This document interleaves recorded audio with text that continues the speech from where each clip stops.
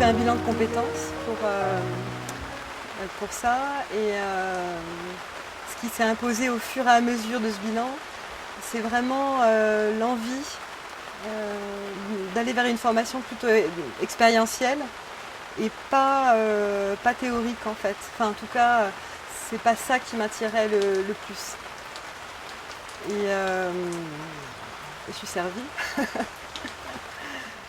Et ensuite, j'ai lu un livre de lui qui s'appelle Le développement de la personne, qui m'avait beaucoup parlé, touché. Et en fait, quand j'ai fait ce bilan de compétences, naturellement, parmi toutes les propositions et champs théoriques qu'il y avait, c'est ce qui m'a reparlé tout à coup le plus.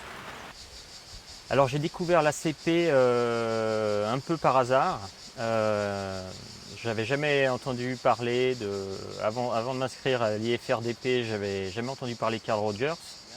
Je tape sur internet, je cherche comment faire pour devenir un jour thérapeute sans être psychologue, sans avoir fait ce genre d'études.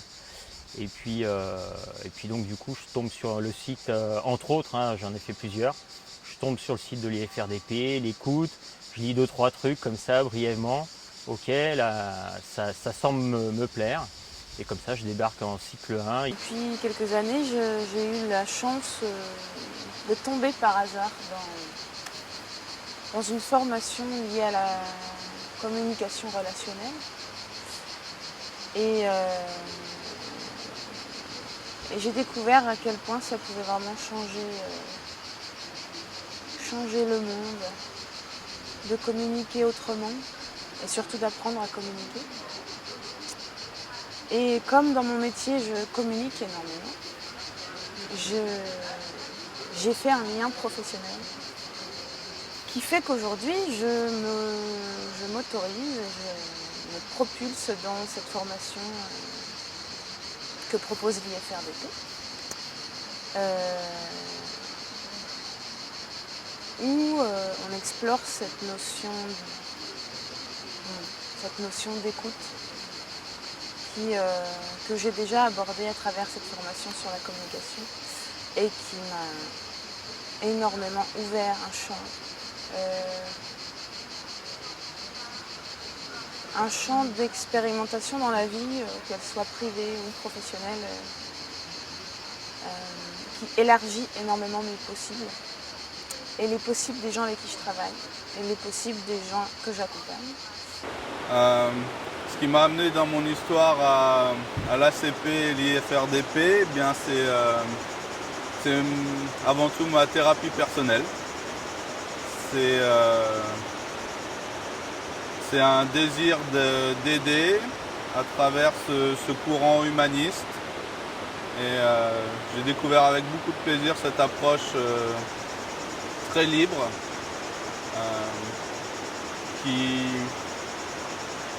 où on ne se pose pas du tout en tant que connaissant, en tant que supérieur à celui qui va être aidé. Et c'est avant tout ça qui m'a plu. Et le cycle 1 m'a permis de pouvoir me faire une idée, comment dire ça, une idée des effets thérapeutiques que ça pouvait avoir sur moi en fait. C'est ce qui m'a convaincu de m'engager au cycle 2 qui est de 2 ans quand même, donc qui est un engagement assez fort. Voilà. J'ai lu un livre qui m'a parlé de Carl Rogers, du travail de Carl Rogers, un livre de Geneviève Audier je crois, qui m'a beaucoup plu,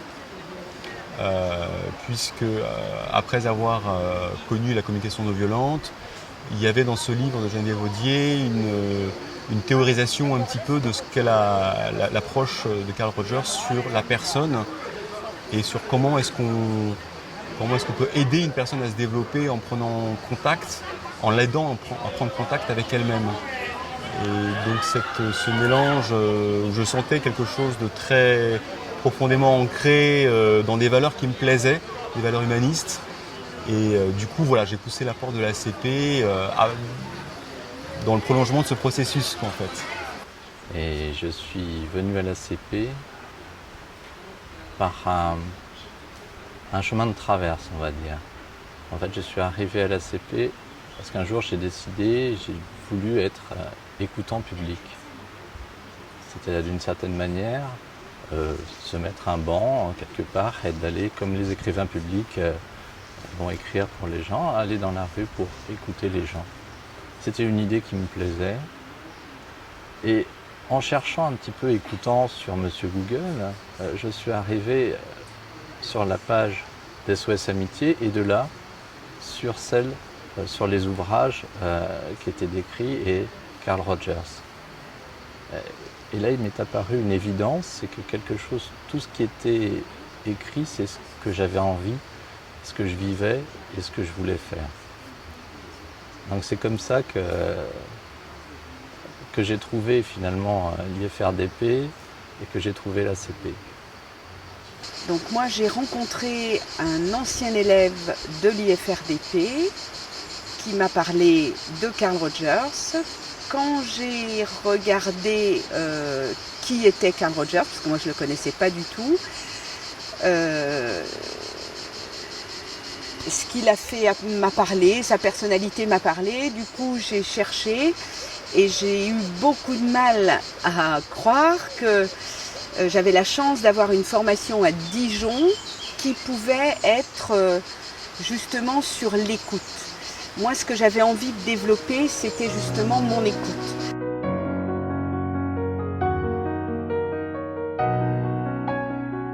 Moi, ce que j'ai apprécié justement, c'est cette liberté. C'est donc les méthodes de formation à l'IFRDP, c'est l'expérientiel. Moi, je venais pour non pas avoir des cours, mais avoir des expériences relationnelles ancrées sur ici et maintenant. Et je l'ai trouvé, c'est ça que je suis venu chercher.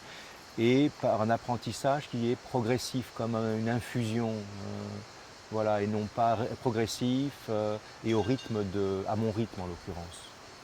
L'IFRDP, comment dire, ça sera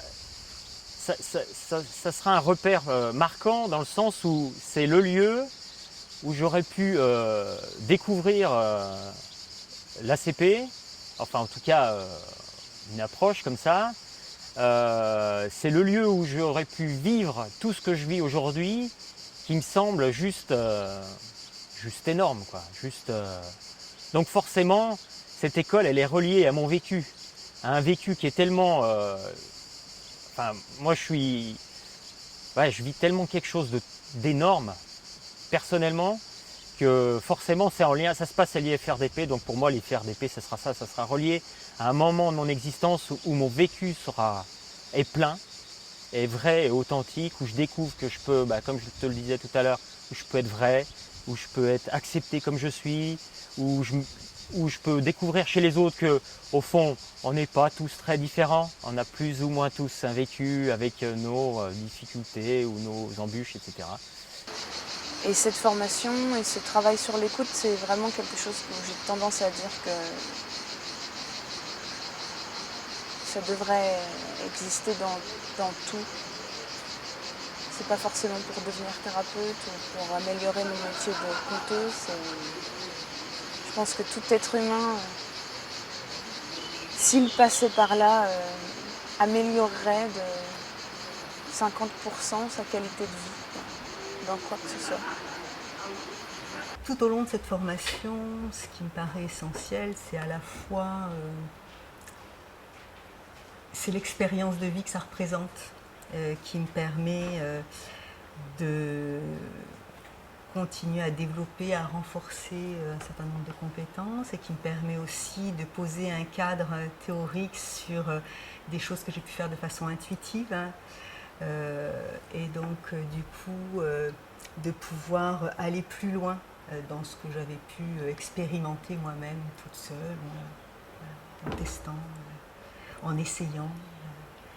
Et donc, j'y trouve ce cadre théorique qui me permet de pouvoir penser aussi ma pratique professionnelle. Ce qui est extrêmement important pour moi. Je travaille dans différents cadres professionnels et pour moi il est essentiel de pouvoir à la fois être, et je suis la même quel que soit le cadre, et en même temps le cadre est différent Donc c'est important pour moi de pouvoir ajuster ma pratique à chacun des cas dans lesquels j'exerce. Je viens, comme dans toutes les sessions, à chaque session de formation, je viens essayer de me rapprocher un peu de moi, à la fois en tant que professionnelle et en tant que personne, même si c'est difficile de séparer les deux. L'idée pour moi c'est de faire l'expérience de la relation dans plusieurs formes possibles et d'essayer de grandir en tant que personne ou en tant que professionnel.